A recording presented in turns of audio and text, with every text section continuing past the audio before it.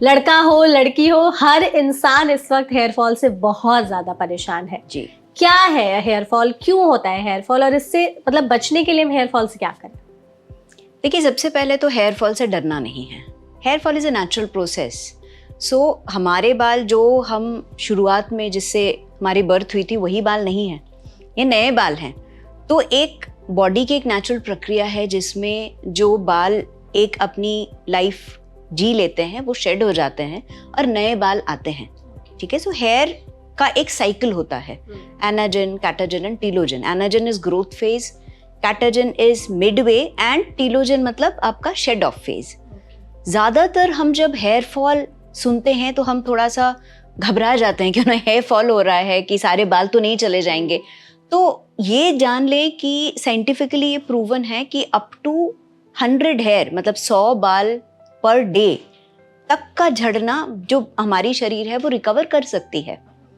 But yes, अगर constantly बाल झड़ रहे हैं और अगर आप मान लीजिए कि मात्रा आपकी 50 से ज़्यादा है तो ध्यान देना आवश्यक हो जाता है। और ये किसी भी वर्ग के लोगों में हो सकती है, स्पेशली आज के टाइम पे जब हमारा खाने पीने पे इतना ध्यान नहीं रहता, तो काफ़ी समय ये न्यूट्रिशनल डेफिशिएंसी की वजह से भी हम नोटिस करते हैं कि ये ज़्यादा हेयर फॉल आप नोटिस कर रहे हो। और मेन विमेन दोनों में ही, आई थिंक महिलाओं पुरुष दोनों में ही ये इक्वल अमाउंट में होती है। बट जब हम न्यूट्रिशनल डेफिशिएंसी की बात करते हैं तो महिलाएं थोड़ा ज़्यादा ग्रसित होती हैं, बिकॉज हमारा बाकी परिवारजनों के लिए हमारा ज़्यादा केयर या ध्यान रहता है, तो हम अपने ऊपर कम ध्यान दे पाते हैं। और साइक्लिकल जो चेंजेस होती हैं बॉडी में, जैसे हार्मोनल चेंजेस हैं, या during the menstrual cycle also the blood loss happens. Right. So इसके वजह से भी iron deficiency, chronic anemia is more common in females than in males. So we need to be little conscious. But एकदम बाल झड़ नहीं सकते ऐसा नहीं है, सभी के बाल झड़ेंगे, बट हाँ ये रिकवर हो जाने चाहिए। तो आपको सही मात्रा में खाना पीना बहुत ज़्यादा ज़रूरी है। आप अपने आप को डिस्ट्रेस रखें तो ऑटोमेटिकली जो बाल आपके नेचुरल प्रोसेस में शेड कर रहे हैं वो रिकवर कर जाएंगे। आपने स्ट्रेस की बात की, तो क्या स्ट्रेस फैक्टर है हेयर फॉल के लिए? Definitely stress is a factor of hair fall. Stress actually leads to a lot of hormonal changes. जब हम एंग्जाइटी में रहते हैं या हमारी बॉडी एक फेज ऑफ स्ट्रेस में जाती है तो हमारे बहुत ऐसे हार्मोन्स रिलीज होती हैं जो उस समय उस स्ट्रेस को मैनेज करने के लिए ज़रूरी है। बट अगर वो स्ट्रेस काफ़ी लंबे समय तक आती रहे तो definitely there will be an impact on overall impact of the body including the hair. So hair growth impacted होती है। तो डॉक्टर एक चीज यहाँ पर है, मोस्टली लड़कों का सवाल रहता है कि अगर उनमें हेयर फॉल हो रहा है तो गंजापन होने लगता है, उनके यहाँ के पार्ट के बाल हटने लगते हैं, आगे के बाल बहुत ज्यादा कम होने लगते हैं। बिल्कुल। तो उनका मेन कंप्लेन ये रहता है कि लड़कियों के कितने भी हेयर फॉल हो जाए लड़कियां गंजे नहीं होंगी, लड़के गंजे हो जाते हैं। तो ये डिफरेंशिएशन मतलब ऐसा क्यों है, ये अलग? देखिए, ये बात सही है कि महिलाओं में, लड़कियों में जितनी भी बाल झड़े गंजापन नहीं आता। तो that way I think we are blessed, kind of blessed. True. So but on the country जब हम लड़कों की बात देखते हैं तो उनमें ये जो प्रक्रिया है, एक प्रोसेस होता है जिसको हम हेयर थिनिंग कहते हैं। तो थिनिंग और फॉल अलग है। तो I think in the beginning I should differentiate. Hair fall मतलब जैसे मैंने बोला कि नेचुरली भी हेयर हमारे झड़ते हैं फिर उगते हैं, ज़्यादा अगर झड़े तो ध्यान देना चाहिए। थिनिंग एक अलग प्रक्रिया है, it's a different process. Because जो हेयर थिनिंग है ये मेनली 2 फैक्टर्स के वजह से होती हैं। एक genetic tendency, you are born with that tendency कि आपको एक एज में जाके हेयर थिनिंग स्टार्ट हो जाएगी। और दूसरी चीज़ है आपके हार्मोन्स।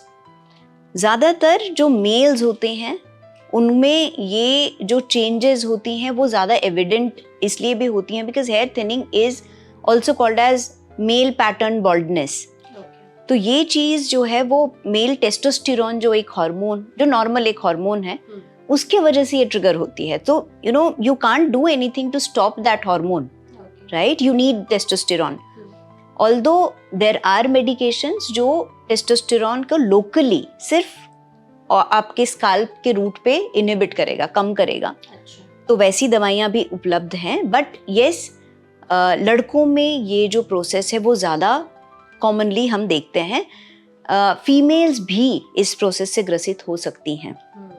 अगर महिलाओं में पीसीओडी जैसे पॉलीसिस्टिक ओवेरियन सिंड्रोम या हार्मोनल अदर चेंजेस हैं, हाइपोथायराइड है बहुत लंबे समय तक, मेटाबॉलिक प्रॉब्लम्स हैं, तो उनमें भी ये प्रक्रिया देखी जाती है। उस कंडीशन में हम उसको फीमेल पैटर्न बॉल्डनेस कहते हैं। ओके, तो मतलब ये बॉल्डनेस की प्रॉब्लम लड़के और लड़कियों में दोनों में होती है, लड़कों में ज़्यादा कॉमन है जी। तो डॉक्टर एक दिन में कितने बाल गिरना नॉर्मल है? It's up to 100 hair is what we say. एक दिन में 100 बाल up to. But मैं ये नहीं कहूँगी कि आप वेट करते रहें कि 100 बाल हो रहे हैं तो ठीक है। मतलब कहीं ना कहीं you have to get activated and conscious कि शायद मेरा आहार जो है, मेरा न्यूट्रिशन है वो सही नहीं है। करेक्ट, हाँ। तो हमें उस चीज़ के बारे में ध्यान देना स्टार्ट कर देना चाहिए। लेकिन यूजुअली लोग तो देखते नहीं है कि कंघी करते टाइम के उनके कितने बाल गिर रहे हैं या नहीं। अगर फर्श पर दिख गए तो ठीक है, वरना वो मोस्टली इग्नोर ही कर देते हैं। तो और क्या साइंस हम देख सकते हैं अगर हेयर फॉल ज्यादा होने लग रहा है तो? देखिए, बहुत ज़रूरी है, नॉर्मली शायद हेयर फॉल इतना नहीं हो, बट ज़्यादातर लोग बोलेंगे कि जब हम शैम्पू करते हैं, जब बाल धोते हैं, उस समय हमारे बाल ज़्यादा गिरते हैं। एंड ज़्यादातर जो हमारे पेशेंट्स भी आते हैं वो आके ये पूछते हैं कि डॉक्टर साहब जब हम बालों को शैम्पू कर रहे थे बहुत ज़्यादा बाल नीचे हमने नोटिस किया। That is the first symptom. क्योंकि आप जब शैम्पू कर रहे होते हैं तो आप बालों को मसाज करते हैं, आप स्काल्प में एक मूवमेंट कर रहे हैं, वो थोड़ा सा जो फ्रिक्शन होता है, घर्षण होती है, उसके वजह से बाल झड़ना नेचुरल है।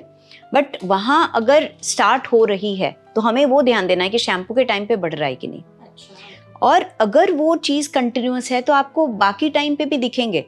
आप आप जब सुबह उठते हैं तो आपके तकिए के ऊपर बाल आपको दिख सकते हैं।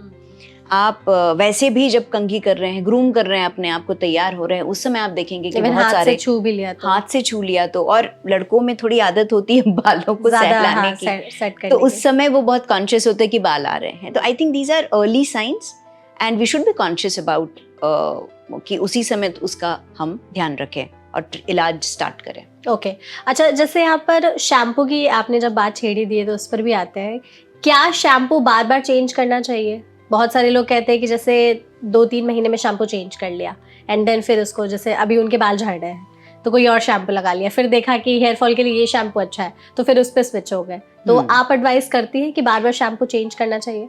देखिए, मेरा मानना ये है कि shampoo is what, it's a cleanser, साफ करता है। जैसे साबुन हम नहाने के लिए यूज़ करते हैं, बट अगर हम मान लें कि साबुन लगाने से हमारे त्वचा की सारी प्रॉब्लम्स चली जाएंगी, वो नहीं पॉसिबल है।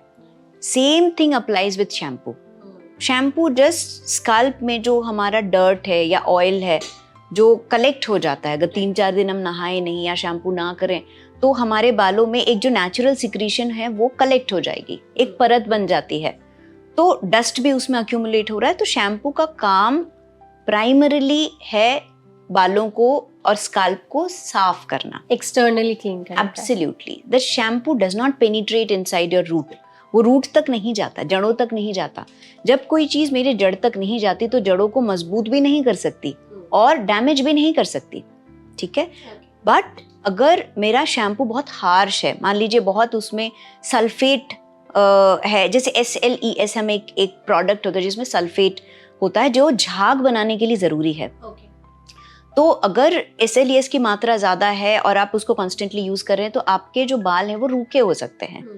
तो अगर रूखे बाल हों या उसमें शाइन नहीं होंगे या उलझ जाएंगे ज़्यादा, उस समय जब आप कोम्ब करेंगे तो आपका हेयर फॉल ज़्यादा होगा। और अगर शैम्पू बहुत हार्श है तो आपके शाफ्ट जो लंबे आपके बाल हैं उस जगहों पे भी वो इम्पैक्ट कर सकते हैं, उसको थोड़ा ड्राई कर सकते हैं या उसको थोड़ा डैमेज कर सकते हैं। तो शैम्पू इतना ही काम कर सकता है। अगर हम शैम्पू से एक्सपेक्ट करें कि वो आपके बालों को लंबे बना दे और घने बना दे और रूट को न्यूट्रिशन कर दे, तो I think that is too much of expecting from the shampoo. तो डॉक्टर, आपने जैसे यहाँ पे शैम्पू, सल्फेट फ्री शैम्पू की बात की, तो आजकल मार्केट में बहुत सारे लोग सल्फेट फ्री शैम्पूज बेच रहे हैं, तो आप एडवाइस देती है कि हमें सल्फेट फ्री शैम्पू खरीदना चाहिए? और कौन कौन से हार्श केमिकल होते हैं जब भी हम शैम्पू खरीदने जाए तो एक बार चेक कर ले किसी भी प्रोडक्ट में? सी सल्फेट, SLES एंड पैराबिन, ये दोनों ही इम्पॉर्टेंट इंग्रेडिएंट्स होती हैं जो स्काल्प में या शैम्पूज में यूज़ होती हैं। देखिए सबका अपना एक रोल है। तो सल्फेट जैसे मैंने कहा कि वो झाग बनाने के लिए ज़रूरी है।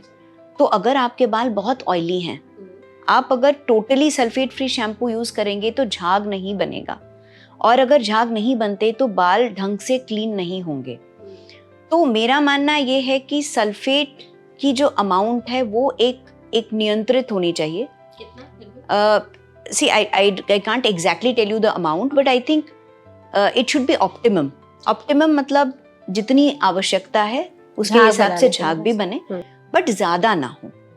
और सल्फेट के बहुत डिफरेंट कॉम्पोजिशंस भी आते हैं जो इतने हार्श नहीं होते, तो वो ऑप्शंस हमें लेने चाहिए। इस कंडीशन में आई थिंक मेडिकेटेड शैम्पूज भी अच्छे होते हैं, क्योंकि वो डेलिबरेटली कोशिश करते हैं कि SLES की मात्रा या पैराबिन की मात्रा कम रहे। ओके।